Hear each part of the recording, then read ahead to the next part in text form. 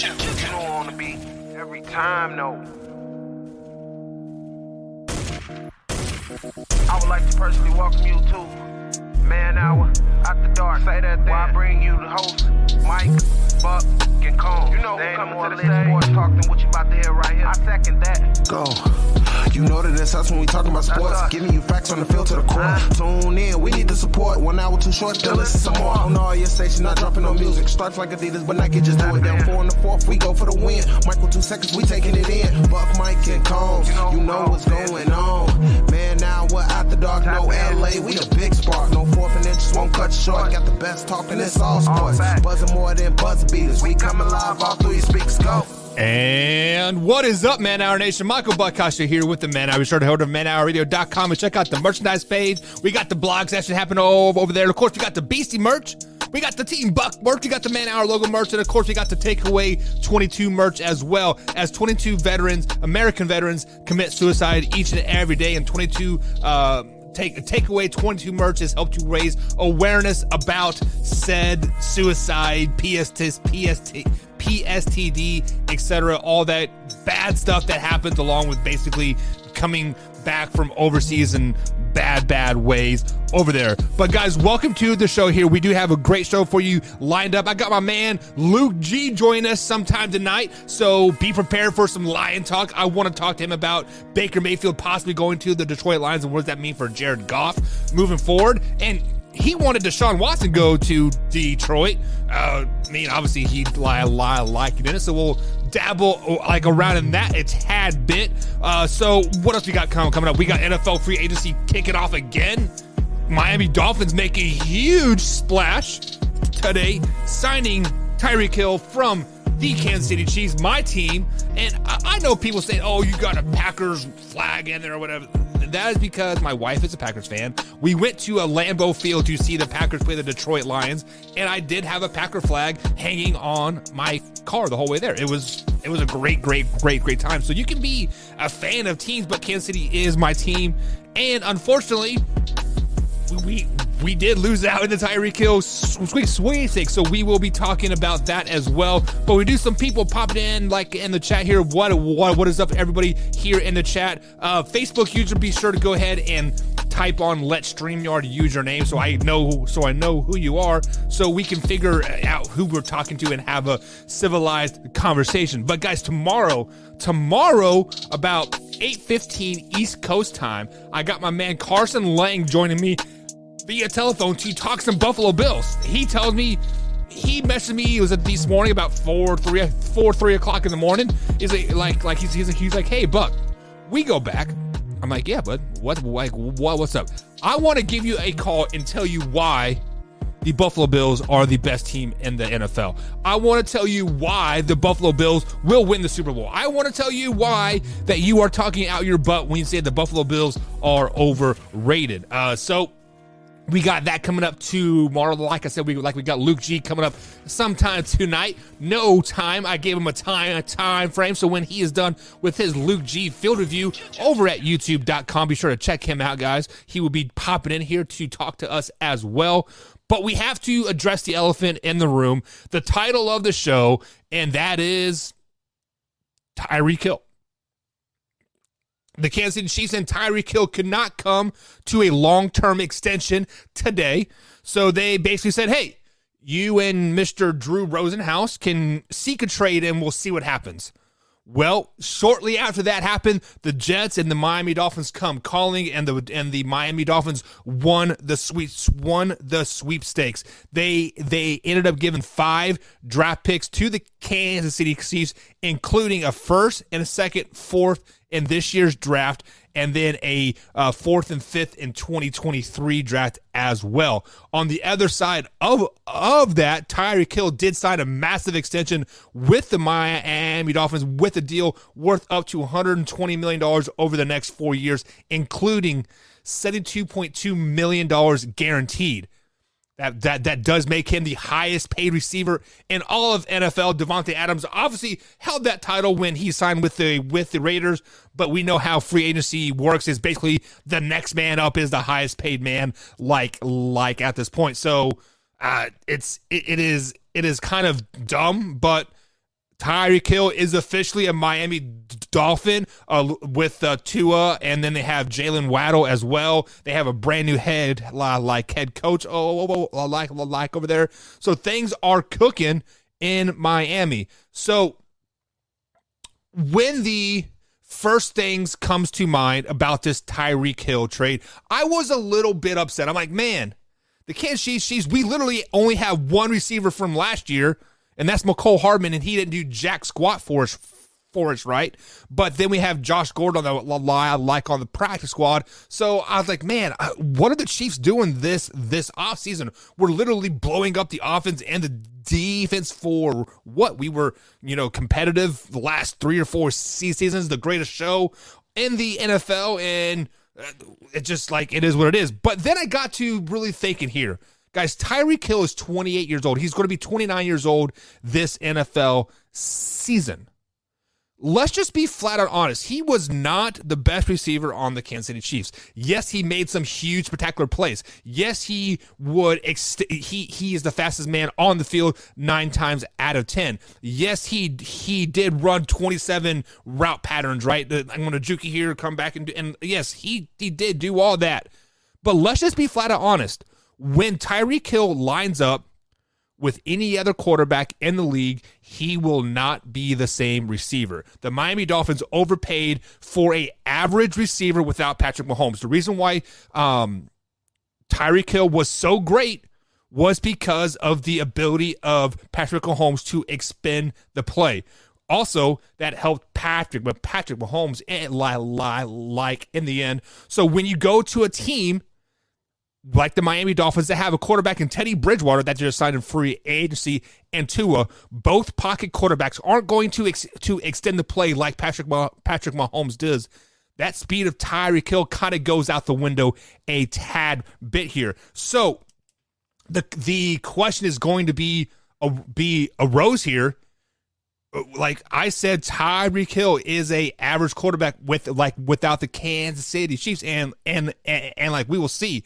Was it the system that made Tyreek Hill, or was it the player that actually made Tyreek Hill? I mean, let's flashback to the New England Patriots, like, is it the system that made Tom Brady, or is Tom Brady just that good? I mean, obviously we are finding out that Tom Brady is just that good, but I think the system fit Tyreek Hill so well that it made him an elite caliber wide receiver, and on any other team, he just isn't going to be that good. Let's just be flat out honest about that. So Facebook user comes up here. Let me pop up your comment here, and he says he's a POS. Any man that punches a pregnant girlfriend/wife should not be should not be allowed to ever step on the NFL field. It's a privilege to play in this league, and I'm sorry if I'm getting therapy. Oh, and I'm sorry, and I'm getting therapy, and help is great, but damage is done. So, Facebook user, I'm assuming you are probably a Kansas City Chiefs fan, because you are taking you are lashing out to Tyreek Hill here, saying, "Oh, you shouldn't have done this. Where is that energy when it happened 2 seasons ago? Where is that energy when Ray Rice did it to his, was it fiance or wife, like at the time? Where is that energy when Kareem Hunt, punched that girl out, that spit in his face? Now, I do not let's not get this twisted in any way, shape, or form. I do not condone hitting a female, especially a pregnant one, like at that, but to say he is a POS and he doesn't deserve this and this, we don't know the whole story. Everything got swept under the rug very, very quickly there in Kansas City. As soon as the charges came up and the NFL started poking their nose around, there was a settlement and everything was dropped. And I believe the police actually come out and said, "Oh, we misunderstood," or that there was a big controversy about that. Everything was really just swept under the rug very, very quickly about that. So I get your frustration, Facebook user, that Tyreek Hill is no longer a Kansas City Chiefs. But me as a Chiefs fan here, I think we're better off without Tyreek Hill on the team. Yes, I know we got rid of Byron Pringle and the other guy went to the Raiders, right? And Tyreek Hill is obviously going in Miami now. But we are better off without a player like Tyreek Hill on the team because of what you just said there. Also, let's flash back to the AFC Championship game. Him and McCole Hardman were arguing on the sideline for whatever reason. No, it may have been the Buffalo Bill game, maybe. Like, I can't remember, but they were on the sideline. They were bickering about each other or bickering back and forth to each other. And clearly everybody on that sideline had McCole Hardman's back, not Tyreek Hill's back. So when we see that on the sideline of a playoff game that you are excelling at, you ultimately won the game and you're winning like at that particular point, and you're bitching and moaning that you aren't getting the ball, or you aren't getting in space to do enough things. We don't need that on the Kansas City Chiefs. We do not need a player like Tyreek Hill's ego on the Kansas City Chiefs. Honey Badger himself come out and said it best. Basically, check your ego at the door. And now Tyrann Mathieu is in the free agent pool as well. So, he's probably going to get a lot of money thrown at his way. So maybe this encrypted tweet from the Honey Badger, maybe he's coming back to Kansas City as well. Justin Reed with Tyrann Mathieu on the same defense, bada bing, bada boom. Things might be happening over there. Things might be good on the defensive side of the ball. But addition by subtraction is better for the Kansas City Chiefs in 2022.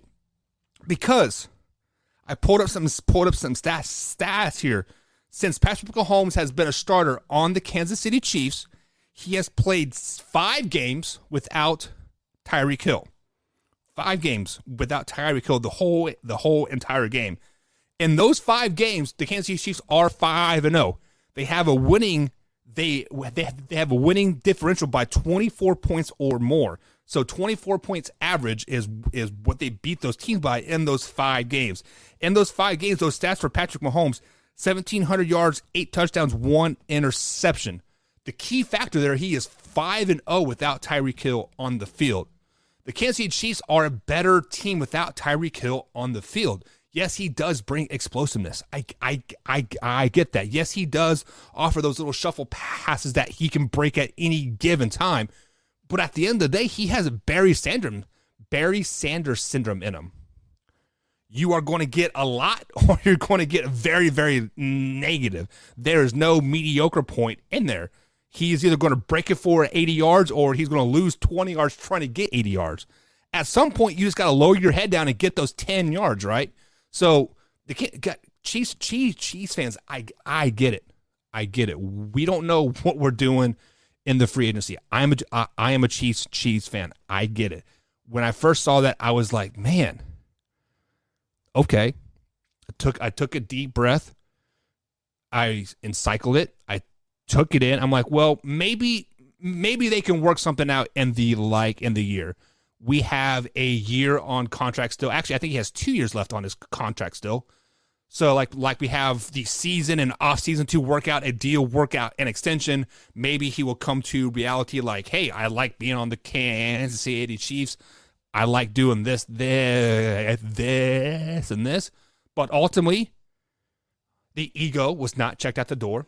Money took over, and quite frankly, I don't blame him. When somebody throws $72 million at me, I'm going to have to say yes as well. Hell, if somebody throws, $30 million at me, like, see you guys. Like, I will punch your mama and do whatever, right? Like, give me that money. But let's look at the Kansas City Chiefs side of things here. So without Tyreek Hill on the Kansas City Chiefs, let's look at the receivers. We have Juju Smith-Schuster. We have McCole Hardman that we drafted in the first round, 3 years ago. Really hasn't been much because he has been behind Sammy Watkins, Tyreek Hill, Byron Pringle, which is now gone, and he is in Chicago. So it is time for McCole Hardman to step up. We still have Travis Kelce. We still have the best quarterback in the league in Patrick Mahomes. And Vantlin Scantley is rumored to be signing with the Kansas City Chiefs this offseason as well. Matter of fact, I saw a Kansas City insider say that he was at the Kansas City facility today talking, and like that's why the Kansas City Chiefs were so like, you know what, we're going to wash our hands of Tyreek Hill and get rid of this. On the flip side of that, look what the Chiefs got, man. 5 draft picks.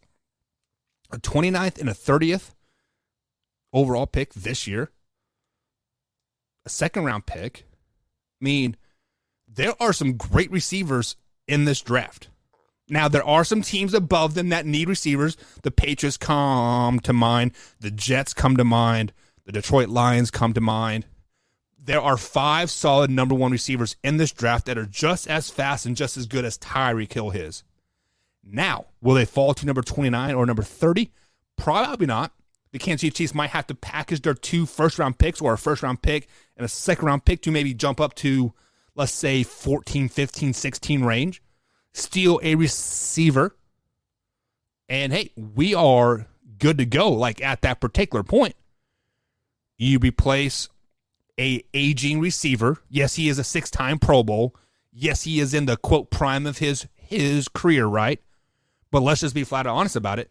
Tyreek Hill was injured most of last season with a nagging ankle injury. Could never get right. When we needed him the most, he was on the sideline and said, oh, my ankle hurts. Right? So you go to the draft. You draft a receiver, Tyreek Hill like, just as fast, just as explosive, probably a better route runner for a fraction of the money. Get him for 4 years plus the 1. Kansas City Chiefs are just fine, guys. Chiefs fans, calm down. We are just fine. We are going to be okay. Pump the brakes a little bit because quite frankly, it doesn't really matter at the end of the day. If Tyreek Hill wanted to walk, he wanted to walk. That is just the way it is. I feel like in the hearts of heart, he never really truly wanted to be a Kansas City Chiefs. Call a spade a spade. Never really wanted to be a Kansas City Chief, it seemed like. But let's look on the other side of this huge trade, right? I mean, like, obviously, the Miami Dolphins got a big name receiver in their prime. They have Jalen Waddle going into his second career. Very, very fast, very, very explosive wide receiver. They signed the Saints left tackle to protect Tua, which had the shortest amount of time to throw the ball last season, was sacked the most. I do believe he was like 3rd or 4th to get the ball out the fastest. Well, that's because he was under the stress the whole time. But does Tyreek Hill really make the Miami Dolphins that much better? No, they don't. Let's look at their head coach. Let's start right there. Start at the top.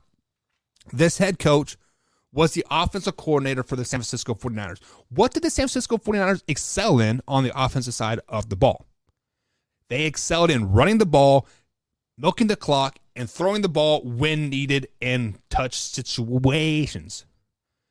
That is what made the 49ers so good, was being able to control the clock, ground and pound you, and throw in some finesse as needed.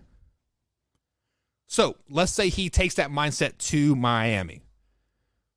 They have a couple running backs. They're starting to put the line together, and they, quote, have the most talented wide receiver core in all of the NFL right now. But what is the point of having the most talented wide receiver core if you're not going to use it? What is the point of having Jalen Waddle, Tyreek Hill, if you cannot use them effectively? Now, when we look at the 49ers, yes, they did use Deebo Samuel well. They put him in the backfield. They put him in wide receiver. They put him in motion, zigzag motion, all that crap. They get Deebo Samuel the ball a lot. Let's say Coach McDaniels puts Tyreek Hill in that position. Makes him the running back, receiver, tight end, slot, whatever, right? Deebo Samuel is about 4 times the size of Tyreek Hill. He is a thick son of a gun. He can take that pounding, take that beating, take getting the ball, 30 plus times in a game. Tyreek Hill can't catch the ball 9 times in a game without getting hurt. How is that going to be effective in Miami? I don't think it is. And then we look at Jalen Waddle. Jalen Waddle is more built like Deebo Samuel, a little bit taller, definitely not as thick. Deebo Samuel is so thick, guys. Look back at his film. He's a thick individual. Jalen Waddle, maybe he put on some weight. Maybe he did a little bit of this. Maybe he did a little bit of that. Maybe he put the needle in his butt and gained 20 pounds. Can he be that guy? No, he cannot. Because if he is a guy, your $120 million receiver, Tyreek Hill, is going to get pissed off. It is a double-edged sword at this point, and you were absolutely screwed if you are the Miami Dolphins fans. You guys are absolutely screwed. When you look at this, adding Tyreek Hill to your roster, plus that line, the Saints offensive tackle, and then they added another offensive tackle. They added like 8 players to really solidify that offensive side of the ball. Your expectations, if you are a Miami Dolphins fan, is playoff or is Super Bowl or bust. Like at this point, is Super Bowl or bust. I'm going to call it out right now. Miami Dolphins, sorry, Javier. Miami Dolphins do not make the playoff with this team that they have currently constructed with Tua as a starting quarterback. You can have all the speed in the world in the wide receiver game. You can have all the talent in the coaching booth. You can have time to protect the ball, but let's just be honest. You can't throw the ball 15 yards down the field. Miami Dolphins, you guys gave up everything to get Tyreek Hill, and I think you guys wasted your money. I think you guys wasted your draft picks. I think you guys wasted your money. And Miami Dolphins fans, you guys just become Kansas City Chiefs fans like at this point because you guys love the Kansas City Chiefs sloppy seconds. Cedric Wilson, Tyreek Hill, list goes on and on and on. Sloppy seconds. So, free agency is well underway, guys. Week 2 is... Can we go a day without a blockbuster trade like at this particular time, right? But you can anyways.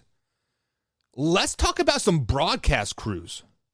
Yes, we know that Joe Buck and Troy Aikman are reportedly going to ESPN for Monday Night Football, but Al Michaels and Kurt Herbstreit have been announced for the broadcast team for Thursday Night Football on Amazon Prime. So if you guys do not know, Amazon Prime is now the official home of Thursday Night Football. So if you do not have Amazon Prime, you need to get it if you want to watch Thursday Night Football, unfortunately. So if you like to play the stocks, probably about July, August time frame, get Amazon stock. And because, people will be buying that Amazon stock through the NFL season and then sell it about December. But Al Michaels and Kurt Herbstreit will be the analyst for Amazon Prime NFL Thursday Night Football. I'm not very happy about that. Kurt Herbstreit is just not a very good color analyst. Just for whatever reason, he has a Joe Buck syndrome. Like he thinks he's better than he actually is, and he just sucks. Al Michaels has obviously been the voice of football forever, right? Was it Al Michaels and John Madden forever? And Al Michaels has yet to really find that second partner there. Maybe Kurt Herbstreit could be it. But if you guys are interested in that, that's what's happening on the thing aside. My man Alpha Rob pops into the chat here. Alpha Rob, I know you're jumping here a little late, but tomorrow my man Carson's going to be on the phone to talk how good the Buffalo Bills will be tomorrow. 8:15 right now at this time. I'll be talking to Carson on the phone, and he's going to be telling me how good the Buffalo Bills are going to be next season. But Alpha Rob says Hill will disappear like Moss did with the Raiders. I don't think that is going to be fully accurate because I think Tyreek Hill has the ego to have the Terrell Owens syndrome, almost like saying, hey, you paid me, get me the damn ball. So now will Tua be able to get him the ball? Will Mike McDaniels, the new head coach in Miami, get him plays to orchestrate to get him the ball like they did with Deebo Samuel? So to disappear, I don't think he will disappear per se, but he definitely will not have the fantasy impact like he did with the Kansas City Chiefs. Because you can say Tyreek Hill is going to be the number one receiver in Miami. You are going to double team him, right? So basically, essence, take him out of the game. So Jalen Waddle is going to be a great fantasy pickup for your fantasy owners. We will have Tori on probably here in a month or two to talk some fantasy football to really iron it out. But to disappear, that is tough to say, just because I think the first 6 weeks of the season, it is going to be a big push to get Tyreek Hill the ball to say, hey, we signed a Super Bowl. We are a team to be reckoned with in the East. Speaking of the East, I said that Miami Dolphins do not make the playoffs with this team that, as they currently have it constructed with Tua as starting quarterback. I mean, this doesn't make them better. Guys, I don't want to repeat what I said, but this signing of Tyreek Hill does not make the Miami Dolphins better. If anything, it makes them worse. It kind of makes them like a one-dimensional offense like the Kansas City Chiefs were. You are putting Tua in a position to throw the ball 40 times a game with Waddle, with Cedric Wilson, and Tyreek Hill. Those guys are going to want the ball. You don't have a big name running back like you have a two-headed beast back there that could maybe carry the load. But this offense that the Miami Dolphins are going to run is going to be like San Francisco, ground and pound. It's just the Miami Dolphins are screwed, guys. 5 picks for an aging wide receiver. He is in his prime. Probably only has 1 to 2 years left, though. I'd be very interested to see what Tyreek Hill does next season. Not 2022. 2022, I think he will be fine. But 2023, 2024, and 2025, we'll see what really happens. Speaking of the AFC East, the Patriots re-signed Malcolm Butler to a 2-year, $19 million deal. Butler did play with the New England Patriots from 2014 to 2017, I do believe. He had 4 years and they won the Super Bowl. And he is back with a 2-year contract, like I said. So let's flash back to that Super Bowl when Malcolm Butler was benched by Bill Belichick. And we never knew why he was benched. The Patriots ultimately lost that Super Bowl to the Eagles, and Butler was gone the next season, which he signed a big money deal with Tennessee. So he was released in 2020, did not play last season. So can this be mended? Because I feel like if I am at the top of my game, I am the best cornerback on your team, and you bench me during the Super Bowl and we lose the Super Bowl, why would I want to go back there? That's kind of a head scratcher. So I digress from that. Butler did play for the Arizona Cardinals last season. Speaking of Arizona Cardinals, that kind of seems like a blow up happening too, right? I mean, wow, I don't know. Bobby Wagner visited LA today to potentially make a deal. Obviously, the Rams are looking to replace, Von Miller and some other key pieces that have retired / left in free agency. And they did make a splash by signing, what's his face? And Robinson II from the Chicago Bears. So maybe Bobby Wagner to LA makes sense. Maybe that puts him back in the Super Bowl. Probably not. But he is a 6-time Pro Bowl, 31 years old. Many people says he has plenty left in the tank, but I don't know. I mean, last year he did have a high of 170 tackles. That's kind of impressive, right? I guess I didn't realize that. But when you join him with Aaron Donald and Leonard in there and Jalen Ramsey, obviously the Rams need some help. So we'll see what happens. We'll see if Bobby Wagner's to the Rams make it happen. I don't know. We don't know, guys, but we are up against the first break here. Hopefully my man Luke G joins us here shortly on the other side of the break. But, guys, we'll be right back here on the Man Hour if I could find the break. There it is.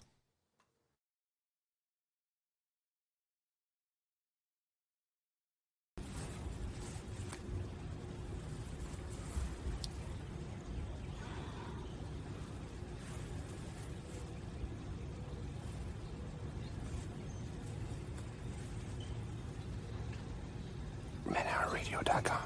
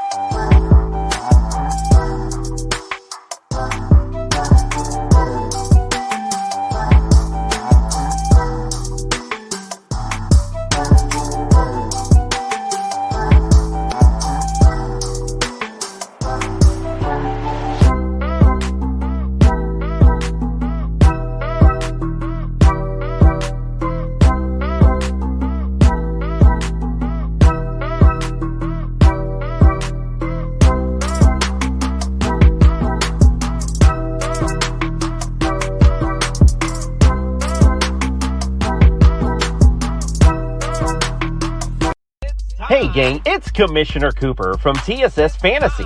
We are the fantasy show of the people. That means we give the people what they want. Expert fantasy advice, leading medical and legal analysis, free contests, and innovative games to keep you entertained. Watch us live with the Tiki Live app on the Belly Up Sports channel, subscribe to us on YouTube, or follow us on all social media platforms. Visit TSSFantasy.com today for all the latest updates from the fantasy show of the people. We put the fun in fantasy. Yeah! Instead of mayo over sour cream, yeah. Right. That's because you have high cholesterol. Okay. If you drafted Julio Jones, you got ghosted.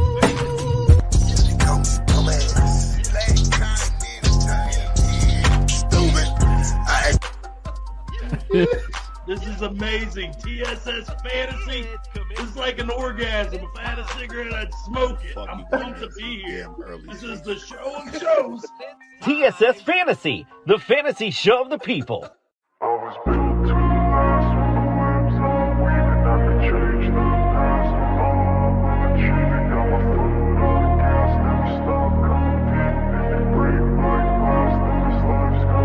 I wanna be the best in the game, invest in my name, check no restraints, I'm obsessed with the pain, I ingest, I retain, assess and I change, possessed by the thought I'll be free one day from society's restraints, money, clout and fame, mud, disease, a plague, we all love to hate, have to play the game, have to make a name, all our insecurities are on display. This is war with the enemy, think that it was meant to be, living in a time where disease is on every screen, I won't let them fester me, I know most are festering, negativity is a plague for the mentally weak, no mercy, all I got is working, never stop searching, never quench the thirsty, I'm toxic and psychotic, with this logic, you can't stop it, it's been chronic, since I was a boy, so neurotic and chaotic, go! To last with the webs I'm weaving, I could change the past with all I'm achieving, got my foot on gas, never stop competing, if you break like glass, then this life's gonna eat 'em.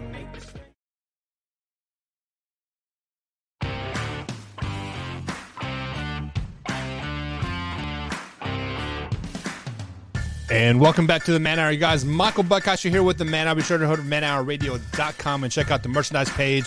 As we do to try to pay the bills over there, guys, pick yourself up a t-shirt. T-shirts over there on $15 over there. They do have a warranty on them. We do not print them ourselves. We do a third-party print. So guys, be sure to head over to manhourradio.com and just pick up some merch. Some logo merch, some BC merch, some Buck merch, Takeaway 22 merch. Anything you guys could possibly want, it is over there. So, guys, help us out. Merch page over there. Guys, NFL or Major League Baseball season is starting to ramp up. Some spring training is happening. I got to watch the A's versus the Cubs this afternoon, and there's been some rule changes that are affecting some teams out there, a.k.a. the Ohtani rule. So, if you guys don't know who Ohtani is, he is a pitcher / designated hitter. I believe he was second or third in the home runs last season, plus a top pitcher for the Angels. But as you guys know now, the Major League Baseball is doing a universal designated hitter. So with that being said, a pitcher does not have to hit anymore in Major League. However, though the rule now has like a .7654321 thing on it, right? That we're calling it the Ohtani rule. Basically, when a pitcher comes out of the game, he can then become a designated hitter, a.k.a. the Ohtani rule. Because obviously the Angels are going to let Ohtani hit in the game. So after he pitches his 5 or 6 innings and he comes out, he can still hit as the designated hitter spot. And then, boom, the pitcher gets reinserted in there. So that is good things for Major League Baseball. But we do have to welcome the man, the myth, the legend, Mr. Luke G from Luke G's Field Review. What's up, Luke? What's going on, big guy? Man, what's going on? Listen, I'm fashionably late. I can't hear you. Oh, no, you can't hear me? I'm talking. I see the little theme moving. What's going on? Let me see.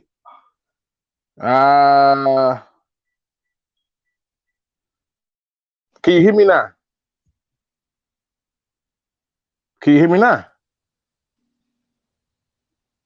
Can you hear me now? Hello? No. Let me try something. All right, guys. I think we're having some technical difficulty. I am having trouble hearing Luke, and I think it's on my end, so I'm not for sure exactly what's going on. So hopefully Luke can pop back in here. Let me test a few things. I should have known that when I could hear the music playing earlier. So yeah, it is definitely on my end. I'm pretty sure, 100% positive on that. So Luke, there you go. Can you hear me? Yes, I can hear. So it was 100% on my end, man. I actually had my computer audio muted, so that is 100% on me, man. I am an IT guy, and I forgot to power it on and power it back off. But, guys, this is Luke G from Luke G's Field Review over on YouTube. If you guys are into Detroit Lions, be sure to check Luke G out. Luke, shamelessly plug your show before we dive into tonight, man. Hey, it's Luke G's Field Review, where we talk all things Detroit Lions, do film study, draft talks, breakdowns, way too early predictions that I only got one wrong so far over the last 4 years. So I'm still winning in that department. And we just keep it 100. It's an open forum that allows for you to come on and talk anything you want to talk. Maybe you disagree with me. Feel free to come in and tell me I'm a nut. It's perfectly open for people to have fun and be a part of the conversation. So that's what we do on Luke G's Field Review.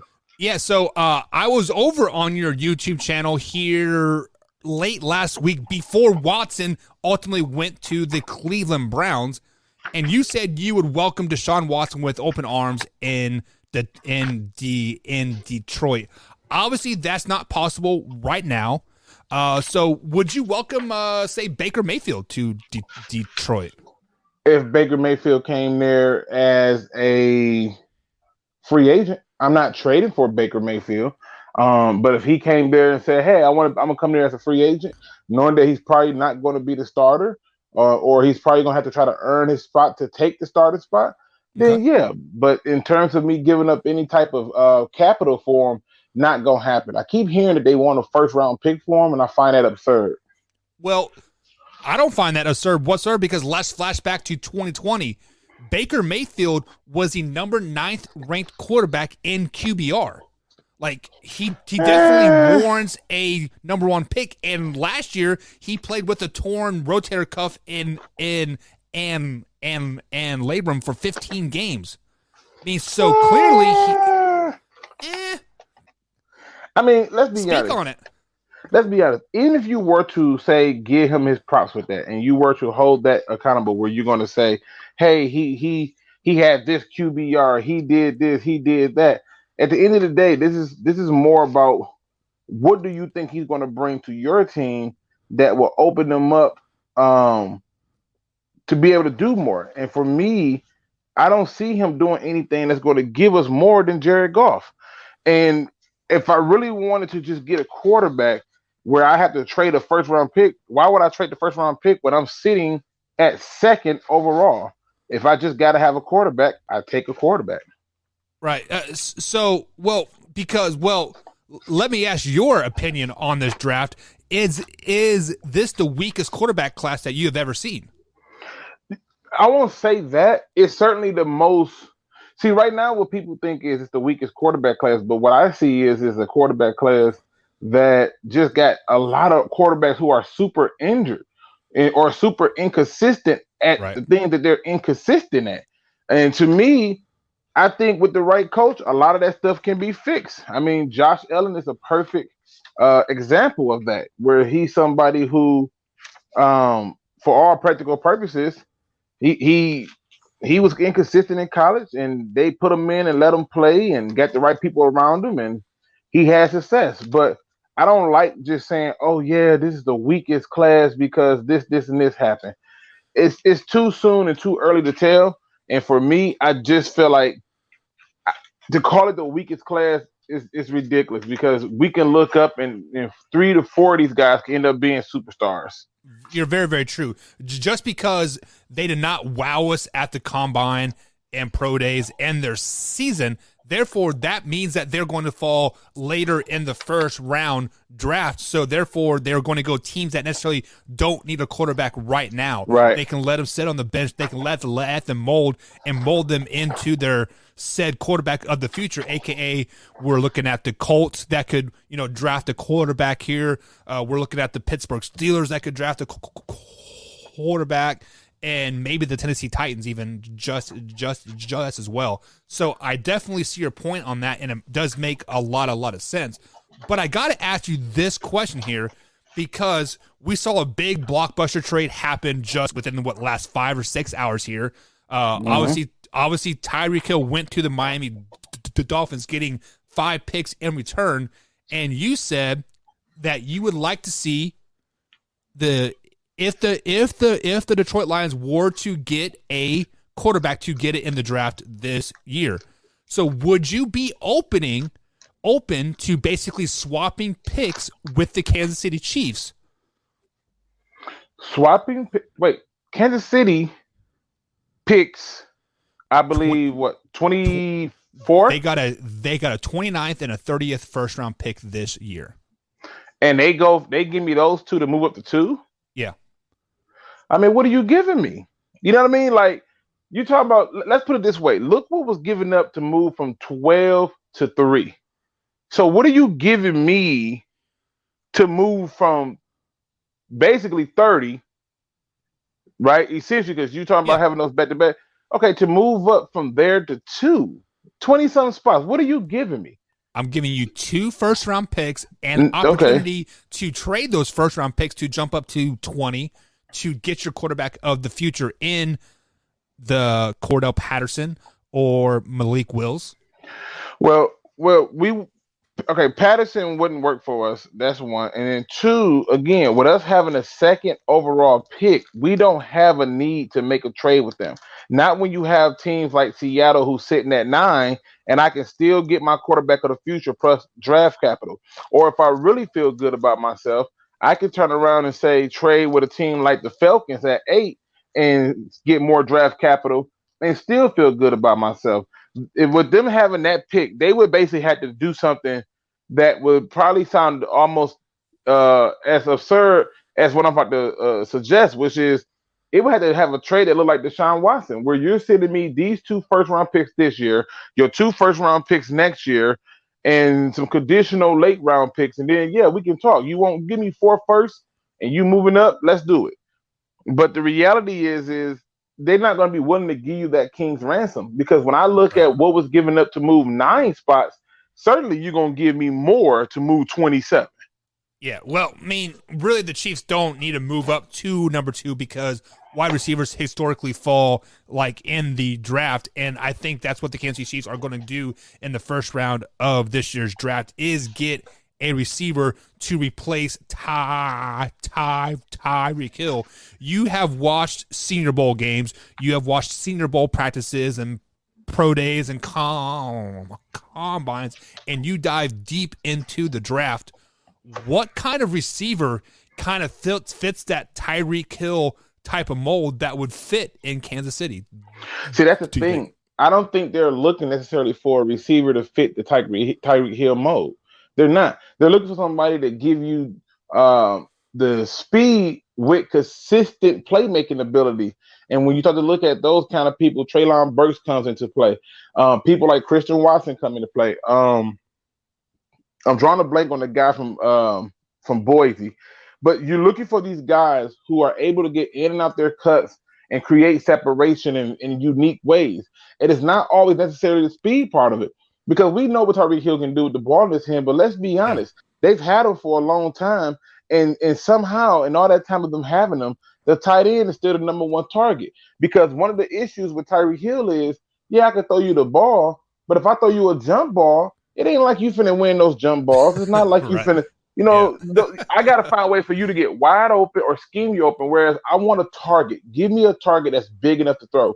If you have an opportunity to get a guy with a big body, let's say not even Mike Williams. What's the other guy over there? Allen over in the Chargers. A big old body guy like that, maybe Drake London or something like that. Yeah, I want the bigger target, because I see now trying to force the ball into these small guys is more challenging than people expect. And I've seen this too often with the Seattle Seahawks. And then by the time they finally got a big receiver to throw to, realistically, he was still trying to get the ball to the smaller guy who ended up being hurt. So I don't think they need to, push it or try to squeeze in. Let me get another Tyreek Hill. You don't have to. I think Tyreek Hill is going to. He was expendable. I think the moment fans and other people realize that you have to stop acting as though that these are positions that you can't replace, your team will be better. Yep. That's exactly what I said earlier in the show, is like people on my social media are reacting like, what are the Kansas City Chiefs doing in free agency? We're giving up everybody. Guys, we're getting better. We are getting better by subtracting some of the cancer on the team. Because if you look at the playoff game, Tyreek Hill and McCole Hardman were bickering back and forth while we were beating the crap out of the Buffalo Bills at that particular time. Yes, they come back and tied it in overtime, whatever. But just the point of the matter is Tyreek Hill was kind of starting to grow an ego, and it was starting to hurt the Kansas City Chiefs in the end. So, Luke, let me ask you this question. We have seen 2 big blockbuster trades. Devontae Adams to the Raiders, Tyreek Hill to the Miami Dolphins here. Both of them have been the next highest paid receiver in the NFL, and they have warranted tons of picks. Me and you have talked a month ago or so saying that really the Detroit Lions need some playmakers on the offensive side of the ball. Do you think the Detroit Lions will ever get a playmaker in free agency the way free agency is going right now? I think so. I was doing some research, okay, and I wanted to see just the Lions' history. And so for me, where a lot of the Lions' success really kicks off for me is in 1991, where they go on a run with Eric Kramer and get to the NFC Championship game. And Eric Kramer as a quarterback was really freaking terrible. Like, it wasn't like he was great. That man basically matched touchdown for interception piece by piece. But we ran the ball and we played defense. But I started following the pattern from that year all the way up, and I just looked at the free agent moves that they made. All the seasons that they had success where they won, they did not spend a lot of money in free agency. Really? And all the seasons where they lost, we spent a ton of money in free agency. We spent a ton of money on Rick Wagner, on TJ Lane, on Trey Flowers. You look at all these times where we went out and got all these big name players. We got nothing in return. The Justin Coleman and things like that. And I started to say, is this just a Lion thing? And what do you know? I went through, I looked at the last few Super Bowl winners, and guess what I discovered? All those teams who were winning the Super Bowl and getting to Super Bowls were in the bottom in free agency spending. Wow. And all the ones who were not getting to there and picking high were amongst the top in free agent spending, i.e. the Jacksonville Jaguars and the Detroit Lions. And when you see this pattern happening over and over, I'm one of the people that says that there's enough for me to make a conclusion that free agent spending does not work. You have to be able to get people at a comparable price. We, as a fan base, always think you got to go out and get the big name immediately. But what we forget is there are several waves of free agency. Yeah. People have to cut their rosters down to 75. People have to cut their rosters down to 53. And when they get down to the 53, trust me, there will be some talented players to get released. If you're a smart team, you wait for the 53-man roster cut, and then you add them, then you cut a guy. And then somebody else get cut. Oh, I like him. Let me add him, then I cut a guy. This is what the Lions is doing. And so to try to go out and find this playmaker in free agency right now doesn't make sense. But I think they will find the playmaker that they need because, let's be honest, Josh Reynolds started having a little resurgence in his life once he got over here. Khalif Raymond started having resurgence. Chris Harris, remember Chris Harris, that guy that was taken in the first round, pick 22, that everybody thought was done, exploded. You just simply have to find players that fit your scheme and your system, and everything else will fall in place. And that's where you get your real playmakers. Because I'm still trying to figure out why is it that every time Jimmy Collins leaves New England, he don't perform the same. Some people work better in certain schemes than others. And I think when it comes to this as a fan base, we have to look at it like that.